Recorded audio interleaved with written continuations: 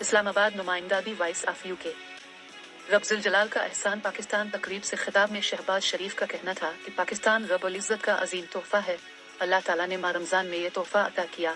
क़याम पाकिस्तान हमारे लिए किसी मुजिज़े से कम नहीं। वज़ीर आज़म शहबाज शरीफ ने कहा है कि कुदरत ने पाकिस्तान को मदनियात की दौलत से नवाजा है। खरबों डॉलर के खजाने मुल्क के पहाड़ों के अंदर मौजूद हैं। दहशतगर्द पाकिस्तान को इन वसाइल से फायदा उठाने से रोकना चाहते हैं। उन्होंने कहा कि पूरी कौम तकाजा कर रही है कि हम मुत्तहिद हो जाएं। दहशतगर्दी के खात्मे के लिए अफवाज पाकिस्तान कुर्बानियां दे रही हैं। मुल्क में तफरीक मजहबी मुनाफरत है तो ये उन अज़्म कुर्बानियों के साथ बेवफाई है। मुल्क के वकार वज़त को दाव पर लगाया जा रहा है। आने वाली नस्लें माफ नहीं करेंगी। उनका कहना था कि पाकिस्तान के वसीतर मुफाद के लिए हम अपने ज़ाती मुफादात और अना को पाकिस्तान के ताबे करेंगे। उन्होंने कहा कि ऐसे अनासिर को पाकिस्तान की तरक्की और खुशहाली गवारा नहीं।